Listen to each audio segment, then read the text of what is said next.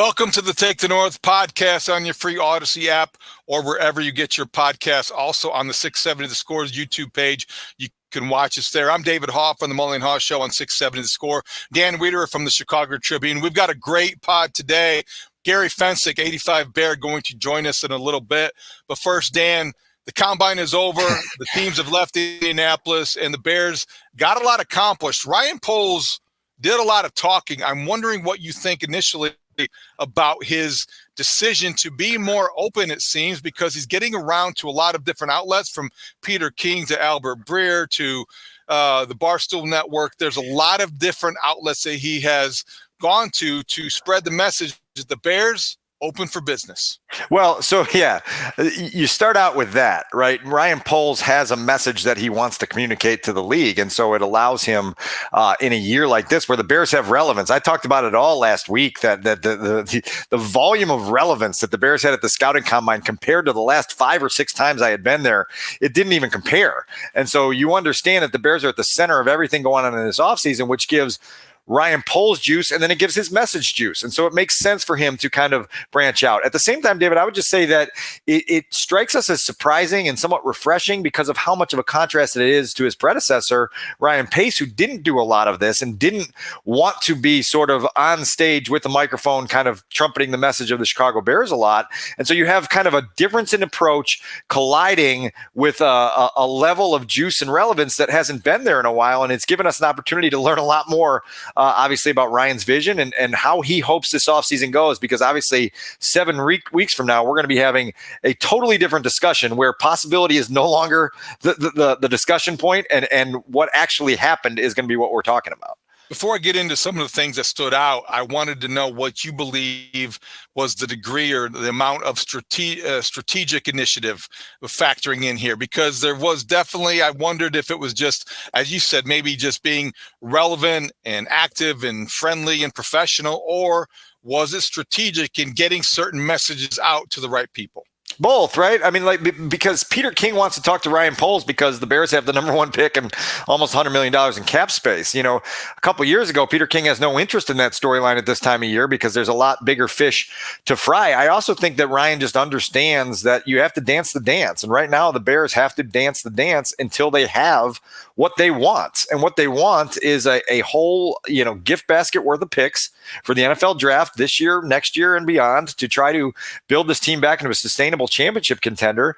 And they also have to go into free agency a week from now and figure out how they're going to be disciplined but productive in a very critical stretch of a few weeks there that's going to lead them into the draft. So there's a lot of work that needs to get accomplished, and some of the work that needs to get accomplished requires messaging. And I think Ryan and Ian Cunningham and other people on that Bears staff have done a nice job of getting out in front and trying to let the rest of the league know exactly where they're at and what they need to do to come get whatever they want. Okay, a couple of the messages that I feel like are most important. Number one, through Peter King, he said that Ryan Poles had talked to 3 different teams about trading the number 1 overall pick, that there was a propensity to look ahead for Ryan, or I guess Ryan Poles wants to look at this as a long-term project, not just a 1-year draft. And yes, that's how you sustain success. And he talked about getting and being confident in getting a first-round pick in 2024 and a first-round pick in 2025. And if he's able to do that, Dan, I believe that they'll feel like they can either use those picks or use them to move up, which brings me to my other big takeaway from the Peter King article, was that this commitment to Justin Fields, almost, he said, see it through. He must be listening to our podcast. See it through. And that allows him to do that, because next year, if you see it through 2023 and you don't like what you have in Justin Fields, you would have the draft capital. You'd be armed to move up to be in a position to draft a quarterback you might prefer. People don't understand the impact of the Take the North podcast on general managers around the league, particularly in Chicago. It's like a puppeteering station for us in here, right? Like we can just say this, see it through, and we get our message across, and we do a good job of getting our messaging through so that they listen accordingly. But you're right, David, that there's a lot here. And, my sense of them trying to accumulate multiple future first round picks is that it's going to require a deeper fall down the draft board, right? You may have to go down to 9 with Carolina to get that kind of return. Well, maybe Carolina's already said, hey, keep us in mind because we're here. And one of the things that you said is that Peter King's article alluded to that the Bears have talked to 3 teams about the number 1 pick. I always tell people about this with trade talks. There is trade talks and there are trade offers. And a lot of times those get misconstrued in the national conversation and in just the way we talk about things. There's a big, big difference between a team reaching out and going, what are you asking for that? Who else is interested? And a team saying, here's what we're going to give you for it. And so that's what you got to have to filter through here in the coming weeks to figure out what is actually on the table for the Bears versus just open lines and that they can reach back out to those open lines and try to figure those things out. Again, this is going to be fascinating. I talked to my colleague Colleen Kane over the weekend and she said, look, like it can't come fast enough that the Bears finally execute this deal because we need to know what picks they're getting back because all of this conversation that really started in mid-November centers around what they actually get back. And then obviously the extension of that is who they actually take with the picks that they get back. We've had such a long extended period of dreaming and imagination and best case scenarios. None of it matters if you don't follow through and then get the maximum number of picks and then make good with those picks. And I think waiting will allow you to maximize the value because number 1, the league year starts next week. When that does, you can get a future first in 2025. And on draft day, I think with the trade, if you trade your number 1 pick, you can get a number 1 first round draft pick in 2026. So you always have one eye on the future. If you really truly want to be a draft driven team and you do have patient ownership in your Ryan Poles, I don't know what your hurry would be. I go back and forth. If you're going to include a player, I understand why you'd want to do that to get in free agency and understand what your wish list is. By the same token, on the other hand, if you're a patient GM with all the security that we know that he has, why would you be in a rush to make a deal? Yeah, you wouldn't be unless somebody offered you a veteran player that you say, yes, this guy's a perennial all-pro at a position of need, and he helps us go forward in a way that makes sense. I think that my bold prediction for when we get to the start of free agency a week from now is that the first 36 to 48 hours are going to kill Bears fans. Like they see $98 million in the wallet, and they think that Ryan's just going to go in there and go to the highest diving board at the pool and do a cannonball and make the biggest splash there possibly is. And all that Ryan has said for months and months now, and again emphasized at the combine last week in Indianapolis, is you have to make sure you are patient and disciplined. And one of the things that people around the league say is he's already shown that his parameters financially, while they may be somewhat flexible, he's not afraid to be convicted and firm with where those stand. Roquan Smith being the case in point, where the Bears had a value that they thought Roquan Smith was worth, and they were willing to go a little bit above that to try to make ends meet. But once it got to a point where it was like, well, that's not where we value him. And the biggest mistake you can make as an NFL executive is to pay someone more than you value them as just to get the signing done, right? And so that's why I say those first 48 hours, you're going to see like 10 or 12 teams making signings that have name brand value to them, and people are going to be going, what are the Bears doing? What are they doing? You watch this. Like, we're going to talk about this next week, and eventually it'll be kind of a methodical grind through free agency before they get their entire class assembled. But just be ready for that because that's part of Ryan Poles' MO this offseason. Back to the draft conversation at the combine, in SI.com, Ryan Poles told Albert Breer that there were 7 players that he can envision drafting number 1 overall. I think that's a little high, Dan. I think that's got to include, blue players, but that's got to include the quarterbacks. Maybe Anthony Richardson leaped into that conversation, literally and figuratively, but I don't know about 7. That to me seemed like that was some of the inflated messaging that might be being put out there to make people think something might not be it's true that might not be the case. Blue bucket. We got 7 names in the blue bucket right now, right? Or maybe more than that. But I mean, it seems hefty. At the same time, the Bears have a lot of needs, and I think we'd both agree that Bryce Young is a candidate to be picked number 1. Will Anderson's a candidate, right? Jalen Carter would be in that list, right? Well, that's a question, right? They've got to figure out how to handle that. But talent-wise, certainly he's a candidate. Certainly now you're going to have your discussions internally at 1920 Football Drive this week and figure out which direction you want to go with that. I think you're talking about. I mean, I guess Skoronski wouldn't be a guy you'd take number 1. CJ Stroud, the edge rusher from Texas Tech, Tyree Wilson, he's got to be on that list a little bit. That's fine. Yeah, maybe we're struggling to get 7. I don't have my full list. Oh, you know who else that is a really I wouldn't pick Will Levis number 1 overall. But maybe you have to sell that. I wouldn't do that number 1 overall either. Well, I mean, but some people are going to. Maybe he's saying that some people would have him that high because otherwise you really struggle to get 7 names that make sense, that doesn't reveal him to be, an embellisher. Well, right. And some of this is, are you embellishing to convince the rest of the league that, hey, we're comfortable taking these 7 guys at number 1, or are you embellishing so you feel comfortable that when you trade back to 9, you go, oh yeah, we got one of the guys that we would have taken number 1 overall, and then you can message that to the public as saying the headliner of our draft class is the guy that we would have thought would have been the headliner of our draft class much higher. You know what happens every year on draft weekend? Every single guy that gets picked, those teams just can't believe he was still available ever. If they draft 9th and they are in a position to take an offensive tackle or an offensive lineman, there was some news over the weekend. Peter Skronsky from Northwestern, whose grandfather played for the Green Bay Packers, he's got short arms, Dan. I don't know if you've heard, but they're only 32 inches and a quarter. So maybe he's a guard. Maybe he's a good tackle because of his footwork.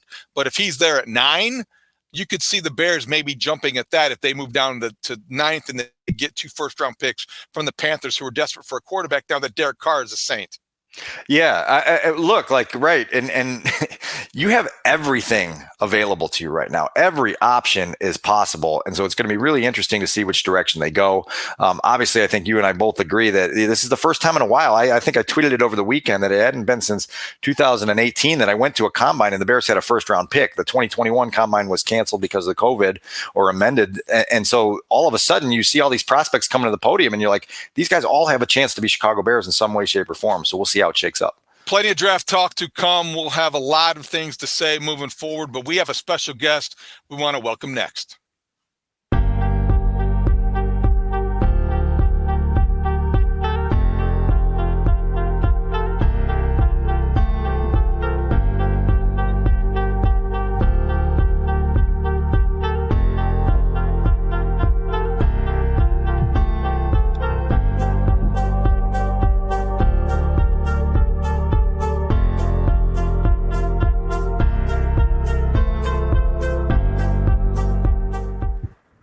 Welcome back to the Take the North podcast. Dan and I are excited to welcome our next guest. Dan, our football IQ collectively just increased exponentially. Yeah, David, we've got loyal Chicago Tribune subscriber Gary Fencik, longtime Chicago Bears season ticket holder, and oh yeah, verse 7 vocalist from the Super Bowl Shuffle, Gary Fencik. Thanks for joining us. How you doing, Gary? Hey, Gary. Doing well. Great. I think the rest of my life, I guess, so I'm so far out of football.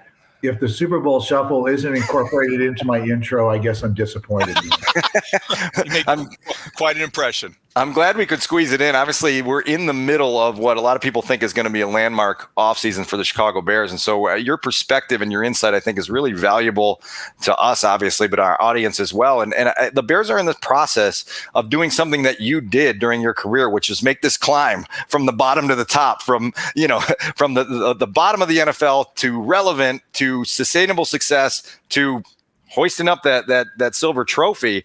And so I guess our first question for you is, how do we get from here to there as we map it out?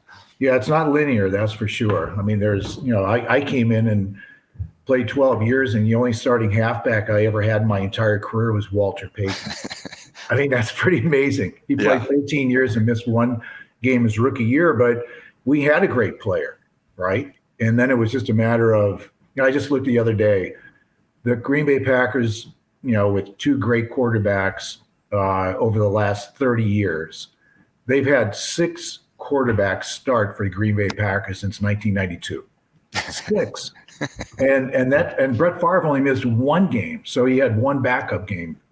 We've had 36. I mean, it's amazing. 36 quarterbacks since 19. And you look and go, oh my God, So right. It was a little bit different, but there are signature pieces that I would look back and go, when we got this guy or we got this guy.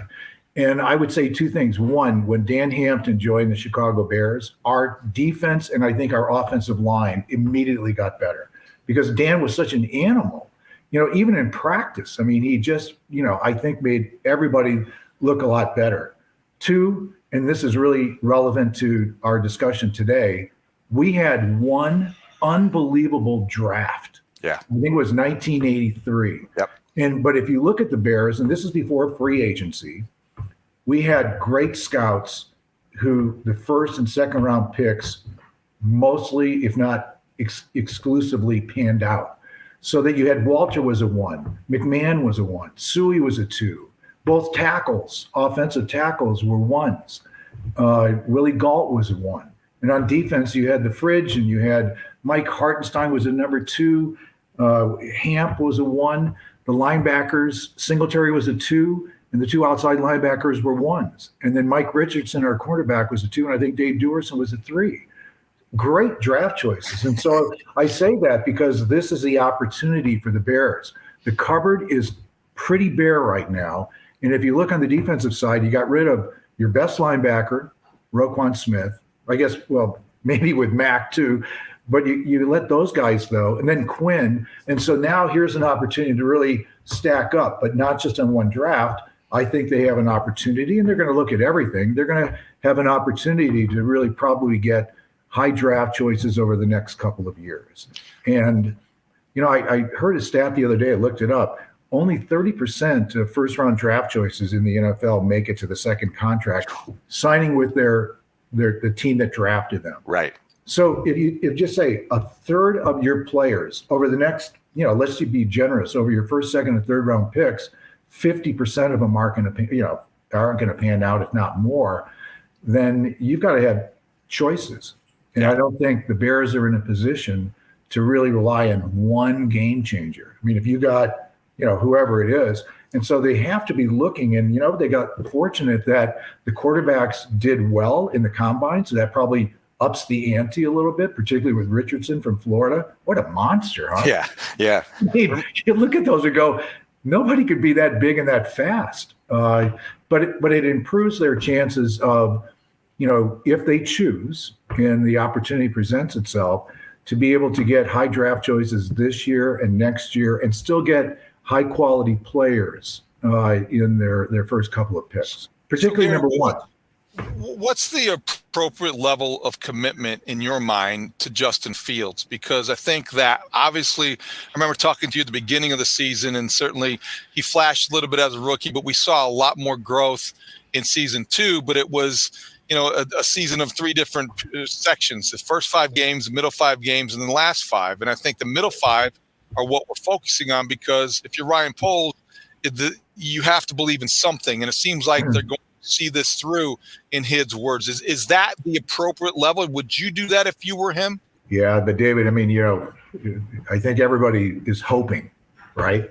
I mean, he was great on the run. No, but I talked to Ron Rivera. I talked to Leslie Frazier, the D coordinator, before the Buffalo game. Everybody has the same thing. Keep the guy in the pocket, and he can't beat you. And that's true for any young quarterback. They can run like crazy, and he's not going to have a season like that probably the rest of his career. Right. I hope not, because you know what? He needs to be able to demonstrate that he can really develop some consistency, and for the whole offense, that means to get some rhythm. I mean, I was a wide receiver in college, and you know what? If your quarterback doesn't see you repeatedly when you're wide open, or more than anything else, it's like, instead of getting 5 or 6 catches in a game, you only get 3. It's hard because, I'm trying to figure out zone read or is it man, or is this guy really good at bumping and running and all that? So by the time you get into the second half and the fourth quarter, you kind of know how you're going to set up, or which plays are going to work better than others. And with the Bears passing offense, they didn't have that because they didn't have consistency at the wide receiver position, but really, Fields, as good as he did, and he definitely made progress, you need to see whether or not he can take that next step. And it's not that he won't be able to, but he has to be able to take that next step, because he's either going to get hurt, and it may not be, running the ball as much as just scrambling around, and all of a sudden you get in an awkward position where there are 2 350-pound guys who fall on you, and you do something, and now we're going on to the next quarterback. Yeah, or you've taken 57 hits over the course of 10 weeks because you're running so much, and that gets there. So as an extension of that, I was refreshed to hear Ryan Poles kind of double down last week and saying, look, like in the NFL, the windows are smaller. The time to see them is faster. It passes by you. And so that Justin, as a processor, has to speed up and understand what the NFL passing game is all about. Yeah. Would you, in his shoes, consider looking at one of these quarterbacks that we've talked about at the top of the draft to leave your mind open to be blown away in the next 7 weeks? I don't see that. I mean, that's taking a real risk, and I think it would be really hard because now you're just really saying that you're going to restart at the most important position. And I just wonder, he hasn't been fully committed, but if you're a player on that team, come on. I mean, it's like, oh, here we go again. Now we got a new regime, and they now are saying after 2 years, oh no, that doesn't count. Right. And, as much as, having hits, is a great, thing to talk about, most of those guys aren't going to be here in 3 years. So when you're talking about developing a culture, when you in the NFL have a 25% turnover every year, but you've got to have those core people, and they don't have it. They don't have it in the front seven. That's for sure. I mean, there's no way that front four is going to be around in a starting position for the Chicago Bears, or we're never going to get past 500. And so, this is the opportunity, not just for this year, but for the next couple of years, to start layering in, some hopefully future Hall of Fame players. So you have more salary cap space than any team in the NFL, and you have the number one overall draft pick, and you're Ryan Poles. Which is the way that how does one complement the other? Do you go into free agency with a need-based approach, whereas the draft you have to go in with not having that same mindset, being open-minded to different positions? Or do you try to find a way where, free agency complements your draft and you have so many needs that you go in with a priority list? Yeah, I bet we would really smile if we saw the board try to contemplate all those probabilities, because it is a probability game right now. It's going to be, okay, we really don't know what we're going to get with the draft, and we may just stay with the pick, but, this is behavioral science, right? You're going to get which person is really, really willing to go over the top. And, if you're a general manager, and you're on the kind of, make it or break it this year, you'll give away number one next year. You don't care. You may not even be here. And so I think that, the Bears are in a position to say, look, I need to have some assurance that I can get a really good player. I don't know, that's up for them to decide how far down you'd be willing to go if you were to trade the number one pick. But you're going to get more than just that number one trade. And then it's a question of, okay, in the top 50, the Bears do they only have one in the top 50 right now? Right now. Yeah. And so, they want to try to get two, and then they want to get something so they can layer in next year. How much can you get next year? So I think that it's going to be a real challenge for them, but also very exciting to be able to say, look, we have so many different scenarios. And I think, David, I should know this, but the free agency starts first, right? Correct. So, so it's going to be, okay, we've got to have a game plan for, who are we going for free agent because of the multiple options that we have for the draft. But it's still going to come down to, you've got to improve your defensive line. It doesn't matter if it's free agency or if it's through the draft. But you need a nose tackle or a 3 technique 4-3 tackle, and then you need a defensive end. You need that combination of those two, and then they're going to, I think, offensive. Hey, we know what the needs are everywhere but quarterback. Right. And you need to, I guess, in some ways stabilize, but overall improve the offensive line. I mean, the offensive line's kind of interesting. The Bears did really well on the run, but they didn't do very well on the passing game. And we don't, unless you're with those coaches, it was a combination. It wasn't always the offensive line. Right. They couldn't stay healthy. God, I mean, it's so hard. Certain groups have to work as a unit. And they can't work as a unit when every week you've got a new person inserted in to the starting lineup. And so I think with the line's going to get better, and you definitely have to improve your wide receiver core. You need to improve your front seven on defense. And that tells me that you can't just pick one guy. And there's just too many holes in the dike right now. No doubt. Yeah. And so I think that, they're going to probably, if I had to pick, I would, if you forced me, I would say go for the choices, because I think they're going to get that opportunity again, because fortunately there are enough people who want and desperately need a young quarterback for their franchise. And they're at push come to shove, usually they end up giving you more than they should. We're riding in that same bus with you. Trade back, accumulate picks. I just finished my 10th season on the beat. You guys have been around this franchise a lot longer than I have been. And behavioral science is what it is like to follow the Chicago Bears in a lot of ways. It leads me to my next question, Gary, because this last year, the reason that the Bears have the number 1 overall pick is because of a season in which they lost a franchise record 14 games, a season that ended with a franchise record 10 consecutive losses. And yet the level of forgiveness in the city was unlike anything that David and I have ever seen, and I'm sure you might agree with that. I'm just curious what your reaction was to the 2022 season and the way the results didn't necessarily match with the public reaction to what was happening with their football team. Right. I think all of us as fans were put in a unique position where you're like, okay, the only thing that really matters is quarterback, and forget the record. I mean, it really became forget the record. How does a quarterback progress? And he delivered excitement. I mean, beyond your expectation in terms of the running, but in terms of the passing, when you're really, a little more sober and you look back and go, we didn't make a lot of progress on that, and we've got a lot of work to do. But the other thing is that I was just very impressed, one, by the coaches, and I think they did a good job of coaching up, and that these teams, and we all know this, I mean, they were in a lot of these games. Now, it turns out that the point differential in the whole NFL kind of followed that trend. Things are a lot closer. But I do think that, the excitement of having a quarterback do as much as Justin did was very encouraging. But then you have to sober up a little bit and say, but, when it really came down to could they make the big plays in the fourth quarter, they couldn't. So we have to improve.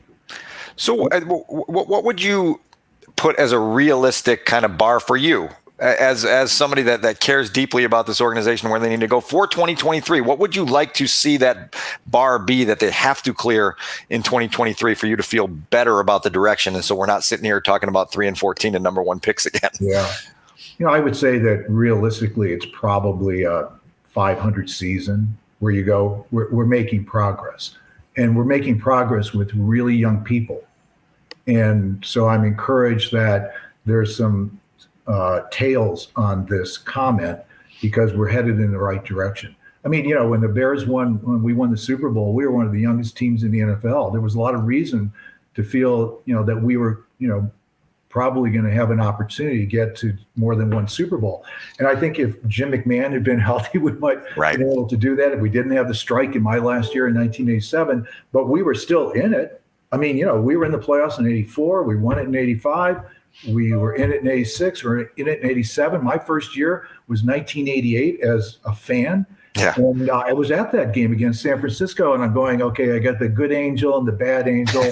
I want them to win, but do they have to win the first year out after I retired? Right? So, but, that 5 years in a row that they were in the playoffs, and everybody, no one doubted that they could get to the Super Bowl in all but probably one of those years, and that was 84, when we were still, kind of learning our way, and we got wiped out in San Francisco. But even that game was really important because, one, Jim McMahon didn't play, but two, we were like, hey, this is it. This is, now we know. We could sniff it. Yeah. And what we are going to do to get over that line. And fortunately, we went out that next season and beat the out of the 49ers, and it was like it was like a playoff game. Yeah. And so we were ready. But so it's the whole organization, the expectations change. And it's fun to be a part of that process. We were never as bad as that record for the Bears this year. I mean, we were on 7-9. The next year, we were 9-7, and you just couldn't quite get there. And you're like, but I never was in a game period where I didn't think we could win the game. Now, by the fourth quarter, Doug Plank and I might be saying, it's time to just have some fun because we're not going to win this game. But you mature, you grow, and I think that also for us there was a really steady group, a core group that kind of went that way. And on defense we had Buddy Ryan, which was really our common thread. Fortunately, when Mike Ditka came in, George Halas had already capped Buddy Ryan before Mike got that opportunity. So, Gary, this offseason is as big as an offseason as the Bears have had in recent memory, maybe ever. And while they're trying to put together a team that can compete for a Super Bowl, they're likely trying to build a stadium that can host one out in Arlington Heights. That is a matter of when, not if, it seems. Just wonder from your perspective, number one, as a former player, what you think about that move, but also the appointment of Kevin Warren as the team president, who has success in such building project in Minnesota and certainly part of the Rams back in the day. What you think of Kevin Warren's ability to lead this team toward Arlington Heights, which would be a historic move. Yeah, but I think Kevin Warren's hire is, hey, it's more than just a stadium. They got a very experienced person who was an agent coming out of the Big Ten as a commissioner. I applaud the Bears for, making that big hire. I mean, that's a big time hire for them, and it's kind of un-Bear-like in a way. So I'm very encouraged by that. I think the stadium is a done deal. It's just a matter of how much, what kind of support can they get, if any, from a tax perspective. And I'm not the most excited about that because I live in Lincoln Park, and so it's going to be a little bit more of a haul. And I'm not fooling. People go, oh, it's not going to be a problem with traffic. Give me a break. I grew up in Barrington. It's going to be a problem getting out there and getting in because you only have 53 that has, more than 2 lanes. And so I think it's going to be a challenge. But it can't be any worse than going down and trying to get into Soldier Field, where I am a season ticket holder. And you go south on Lakeshore Drive and that little turn on Roosevelt to get the hard left to get that could just getting off Lakeshore Drive, where I could walk in 5 minutes, might take you 30 to 45 minutes. It's just brutal. Yeah, it is. And it's mind numbing at times. I'm thinking you had it written into your contract, right, that you would be a season ticket holder in perpetuity. Am I correct on that? You are correct. Okay, so maybe so far the Bears have honored that. Maybe with Kevin Warren in place, you can get a Metro Pass that will get you, and you don't have to deal with traffic. You can just take the train there. Hey, the most important, if I could get a parking pass, right? I mean, I got the tickets, but to get the parking is kind of critical too. That's a great clause to have in your contract, by the way. I don't know anybody else that did that. I honestly, I'm not even sure. It wasn't my idea. It was my friend who was my attorney.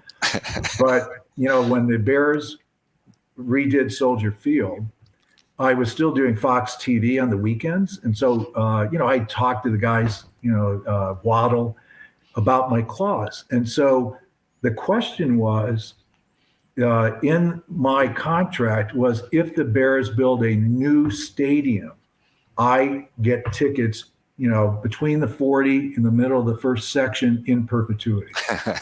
So we're on Fox at night. And I mentioned, and Waddle goes, that stadium, it's really not a new stadium. It's really a renovation. And I'm like, oh, don't go there. And then the Bears came out with their new logo, and their new logo was the new stadium at Soldier Field. And I'm like, print. And so I sent it to Ted Phillips, the president, and George McCaskey, who at the time was the head of tickets. And I, followed up, and my note was, oh, we're so excited. The Bears are going to the playoffs. And, oh, by the way, you may not be aware of a clause in my 1986 contract, which I've enclosed. And George called me up, and he said, oh, we got your letter. And I said, so what do you think? He goes, I think you're pretty smart. They honored it. That's the most important thing. So that's great. So I'm a season ticket holder and happy to be it. And, I'm not, Soldier Field is really, there's a great sight lines and everything.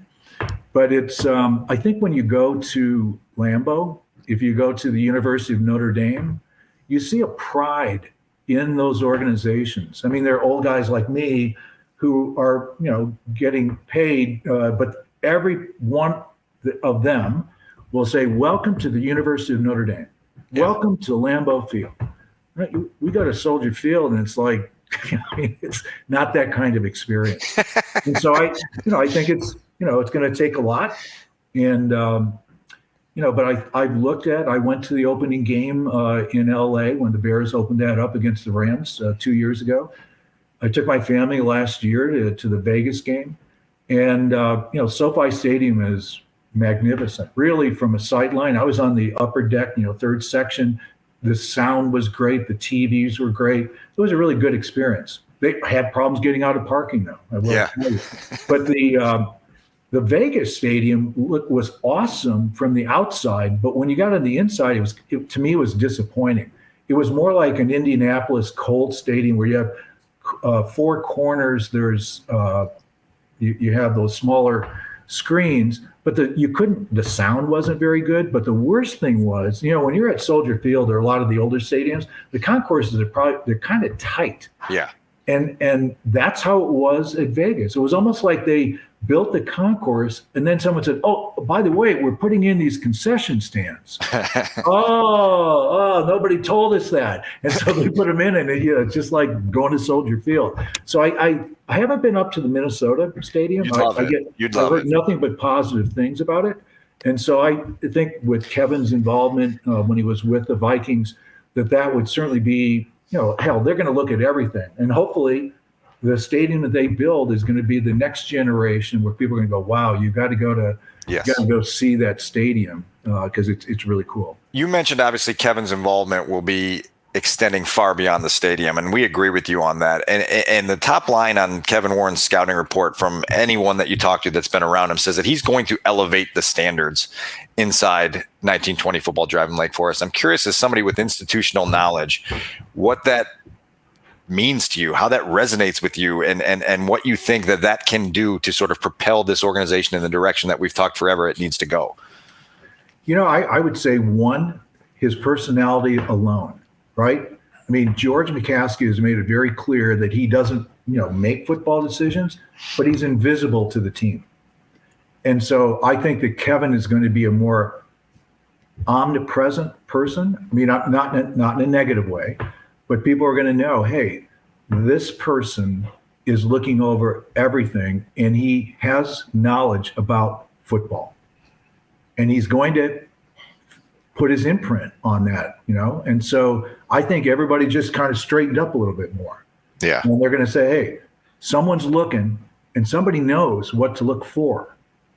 And so I think that just, not in a negative way, but in a real positive way, you should say as a person working in the building, whether it's, development of sponsors, to the GM, to, how we conduct ourselves.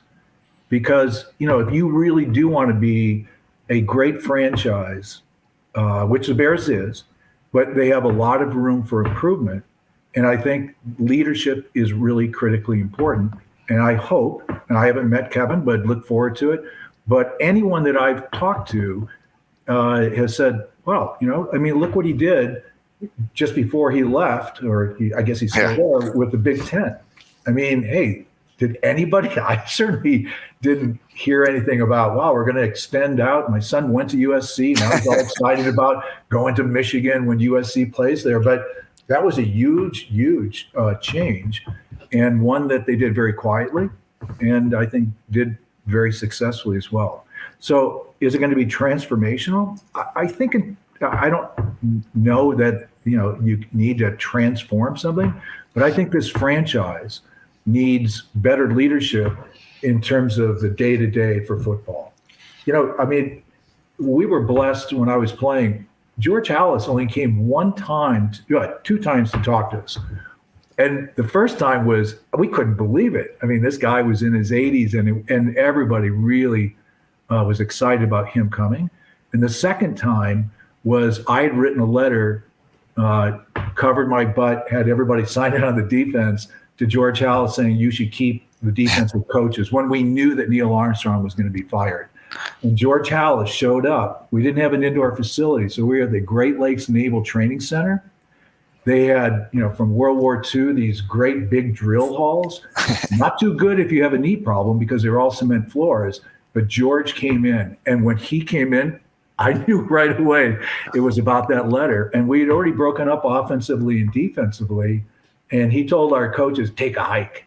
And he says, I've never gotten a letter like this. Your coaches will be back next year. And then, so the offensive guys go, hey, what was all that about? Ken really told us to keep it secret, And then, he lived up to that. And so, that was a monumental decision to bring in and do something very unusual. I mean, I don't know that a special teams coach, which is what Coach Ditka was down in Dallas, had ever been named a head coach. But, it was unusual. And a few guys that I knew down in Dallas said, good luck. But it transformed us in a real positive way. He created a sense of urgency. He created accountability. And I'm not saying right now that the Bears don't have that, because I think, I don't know Poles, and I've only met Matt Eberflus a couple of times. So I have no doubt that they are consistent in changing the culture of the organization, but it starts at the very top. Yeah. And so I think that bringing in Kevin was, as I said at the beginning, a positive move, and one that, again, I have to congratulate the McCaskies and George in particular for having the, I'll say, courage to do that. So, Gary, before we let you go, and I really appreciate your time, last one I have is that, so you're kind of leading me in that direction. What do the Bears have to do to kind of regain or earn back the benefit of the doubt from people, whether it's former players, a fan base? Forget about the media. It's just there's this inherent cynicism sometimes that surrounds everything to do with the Bears over the last decade or so. What do you, in your mind, how would you articulate what they need to do as a franchise to kind of win back some of that trust? David, that's really interesting, because I talk to people, I go, in 1985, and this is almost kind of gets to the Super Bowl shuffle. I'm like, I grew up in Chicago. I can't believe I agreed to do anything stupid enough. Forget the dance and all that. That was called Super Bowl during the football season. It wasn't until like 5+ years ago that it really bothered me. And, because we did that during the season, like in the month of November. And I was talking to Willie Gault, who really was the person responsible for that. And Willie, and I mean, it just made me feel better. Initially, it was just called the shuffle.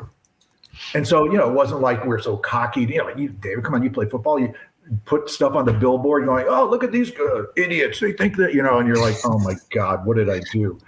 And also think about trademark. You couldn't today, if you tried to call the Super Bowl, NFL would be all over you. Oh, right. Should we ask for permission to wear the Bear uniforms? Nah. It was just so amateur hour, right? But it all worked.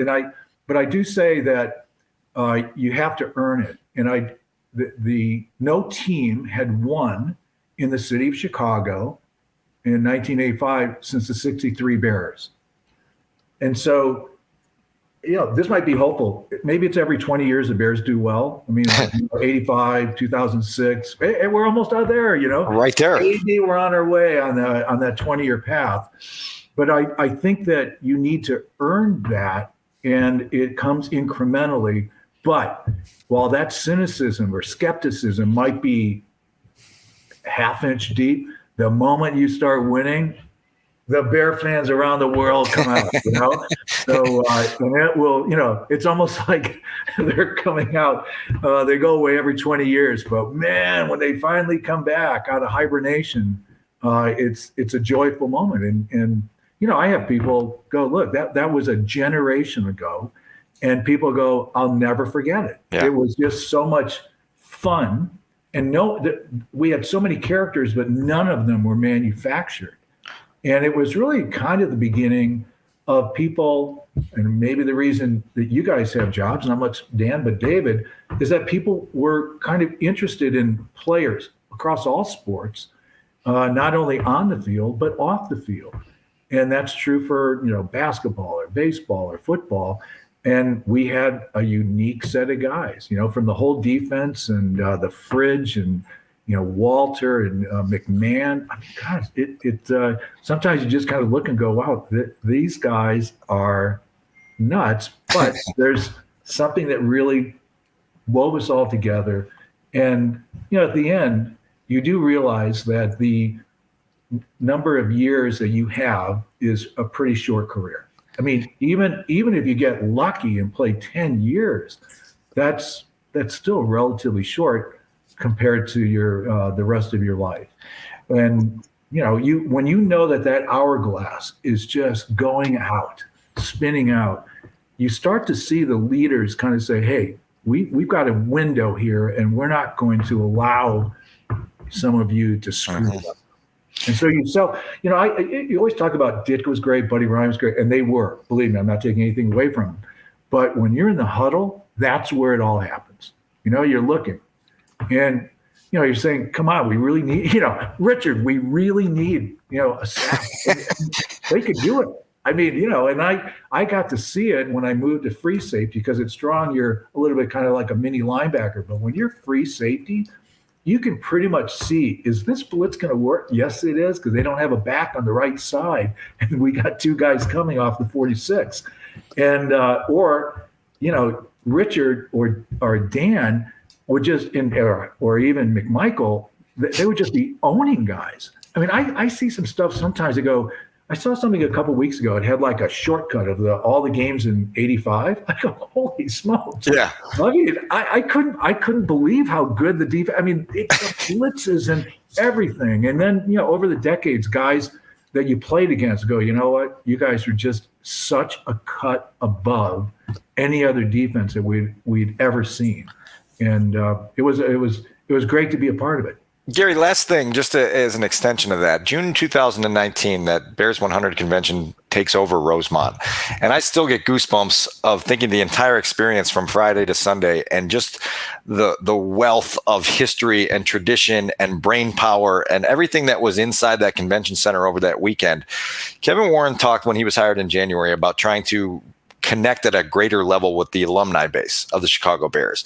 It kind of all ties together. And my question for you is kind of just, how do you see sort of the appropriate level of alumni involvement in a way that is productive for the franchise without being overkill of, 2,000 alumni coming in and filling a suggestion box that can never be emptied? Yeah. It's a good question, Dan. First of all, I want to say the Bears are one of the few organizations in the NFL that, my entire post-career, this is over 30 years, have an annual weekend for anyone who ever played for the Bears. And today it's at the Hyatt off of Wacker. It is outstanding. And they give good swag too. And so they've really improved that dramatically. So they do make an effort, and I didn't realize a lot of teams don't. The Bears, and you probably see this, Dan and David, more than any other alumni would, is that for some reason it's really secretive to go up to Hallis Hall. And I don't think they've ever invited alumni. I mean, occasionally do. Like I've been invited up, or maybe individuals, but I think that the players that I played with would be in shock. Unbelievable the Chicago Bears facility is. And fans should know this. I mean, because, the days of, the Bears are so cheap, they're not cheap. And there's Ryan Pace's fingerprints. They make some poor decisions. Yeah. They're not a cheap team. And so I think that there could be some other opportunities. I'm on the Bears charitable arm, and we do give matching opportunities for any alumni. And I hope that Kevin does try to involve the alumni a little bit more. But I appreciate the fact that this is now a 12-month job, you don't have any real off seasons anymore. Yeah. And so that facility is always in use, but I'm sure that there could be some other opportunities, or at least an attempt, or maybe even, hey, how about doing a survey and see whether or not the alumni would like to do, some other things. But, for that one weekend, which they have every year, it's a blast to see guys. And I agree with you, Dan, that 100th celebration exceeded my expectations. It was a blast. It really was so much fun, because from Dick Butkus to Mike Brown and guys that you would like to meet, or maybe only met a couple of times. It was really fun to be on those panel discussions. And at the beginning, we were all behind the curtain, and the current team was kind of on one side of the room, and all the alumni were on the other. And then after you had all these different sections talking, and you're going, oh, actually, I didn't know who that was, or I didn't, wow, that's pretty cool about those guys. When you had the cocktail party after it was all over, all of a sudden everybody was intermingling. It was it was fun to see in a really short period of time how quickly the bonds are, where people go, hey, yeah, I'm 20 years behind you, or some of the guys who played before us, and you're like, wow, guys from the 63 team. And, it was a joy to be a part of that.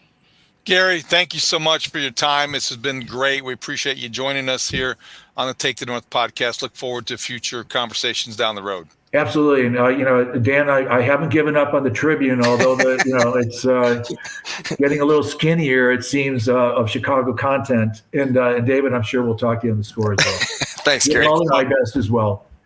Gary Fencik, former 85 Bear, former Super Bowl shuffler. A lot of fun, Dan, a lot of great conversations there, and he was gracious with his time.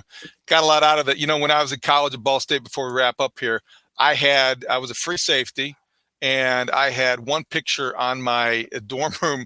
It was framed. It was a picture of Gary Fencik from the Chicago Tribune magazine that was in the big spread on Gary Fencik. And it was like, okay, that was a good reminder, because he was a lot like, I tried to be a lot like he was, because neither one of us could run. And he was my favorite Bear on that 85 Bear team. So it's always a thrill to talk to Gary Fencik. So I think he was my mother-in-law's favorite Bear on that 85 Bears team. And my wife believes that her mom may still have a crush on Gary Fencik. We didn't have to bring that up within the podcast, but that's just a little footnote on that conversation. If you had told 10-year-old me, David, who was in third grade when the Bears won the Super Bowl, that up the road, you're going to have a podcast and you're going to be able to pick the brain of Gary Fencik on every single thing that the Bears are doing right now, I would have collapsed, fainted, wouldn't have known what to do with it. But that team, obviously, for anyone that grew up in this city, left an indelible mark in so many different ways. And it's just really cool that Gary is still so engaged, still so insightful. He's just appreciative of the amount of wisdom that he can bring to a conversation about the X's and O's that are on the field now, and just the big picture stuff that goes along with that. And part of that is because of his engagement as a season ticket holder forever, right? Like, he's going to be in there in those seats forming an informed opinion. And David, hopefully at next year's alumni weekend, they can throw a parking pass in that swag bag and Gary will be a little happier. That would be great. Yeah, now that he has dropped a hint in a big way. All right, so that is Gary Fencik. That was a lot of fun. We talked about the draft. We got into Fencik, and next time we'll talk about free agency, which is right around the corner, and what else happens in a busy week, because the post-combine activity with the pre-free agency activity, there's going to be a lot to discuss Friday, but that's all we got for today. Anything else that we forgot, Dan? No, we're on the bridge, as you said, between the combine and free agency, and the traffic is moving fast on this bridge, and we're going to get there really quick. So I'm really eager to talk next time about some of the visions for free agency and what folks on the outside can expect.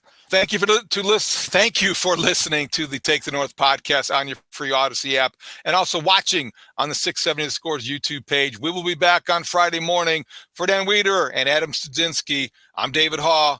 We'll talk to you next time.